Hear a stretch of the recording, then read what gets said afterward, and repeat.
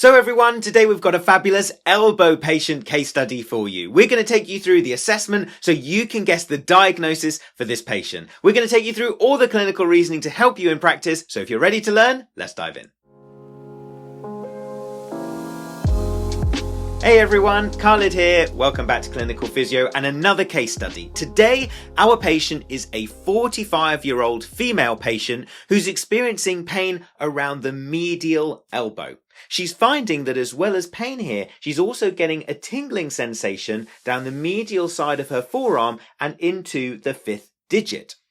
She found that this started around 2 months ago and isn't really sure why. She hasn't had any particular injury or trauma that's created these symptoms. She finds that her symptoms are worse when she's spending long periods of time in elbow flexion or if she's leaning on her elbows, if she was leaning on a table, for example, or in her role as a cleaner, if she might be leaning on her elbow if she's cleaning the floor or something like that.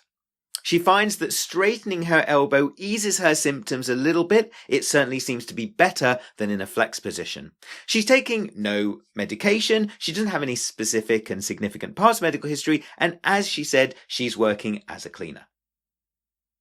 So next, let's look at this patient's objective examination, where we've gone through quite a few things to help with our diagnosis. So first of all, you have a look at the elbow and the hand. You don't see any major abnormalities. You don't see any signs of wasting around the wrist or hand either. You have a look at her cervical spine range of movement to see if the cervical spine might be a cause of the symptoms, but she presents with full range of movement of the cervical spine and there's no pain at the neck and none of those movements seem to recreate or reproduce her symptoms into her wrist and hand either.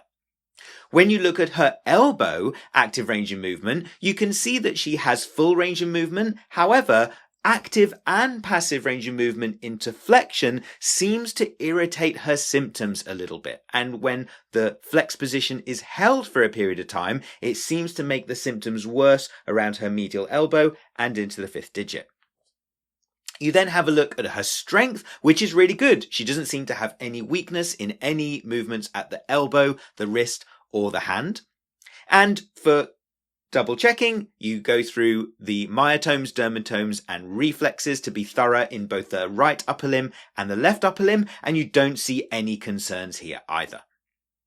There are a couple of special tests that we do which do show some positive results. Number one is Tinel's test, where we are repeatedly tapping over the medial side of the elbow at the cubital tunnel, which is positive and does recreate the patient's symptoms.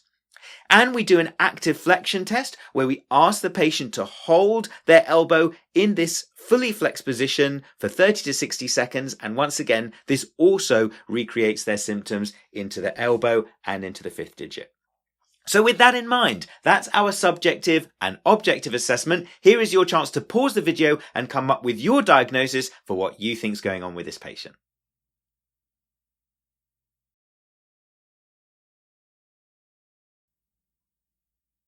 Okay everyone, time's up. Let's go through the diagnosis. So this patient had a fairly typical and classical presentation for cubital tunnel syndrome. So cubital tunnel syndrome occurs when a patient has an entrapment of the ulnar nerve in the cubital tunnel. So the ulnar nerve runs down the medial side of the humerus before it runs through the cubital tunnel on the medial side of the elbow. The cubital tunnel is located between the olecranon and the medial epicondyle. And if you palpate in that small gap between those two structures on yourself, you will find it's a little bit sore and irritable in there. That's where the ulnar nerve runs. From the cubital tunnel, the ulnar nerve runs down the medial side of the forearm and into the medial side of the hand to innervate the fourth and fifth digits. It supplies sensation to all of the fifth digit and the medial half of the fourth digit. As you can see on this picture on the screen here, the medial half of the fourth digit and all of the fifth digit. So that's the physiology of cubital tunnel syndrome. How did we come up with our diagnosis? Well, with symptoms of the ulnar nerve into the fourth and fifth digit, as we've established in our key points, it means that there's probably two main causes of these symptoms. That will either be a compression of the ulnar nerve at the medial elbow with cubital tunnel syndrome, or a compression or nerve root irritation or radiculopathy at the cervical spine, at the ulnar nerve, at the C7, C8, T1 levels, which could be causing those symptoms. So our main differentiation is this a neck problem or is this an elbow problem at the medial epicondyle? Well, there's plenty of evidence to suggest that it's not a neck problem. First of all, active range of movement did not provoke any irritation or sensation changes in our patient at all, and they had full active range of movement of the neck with no pain as well.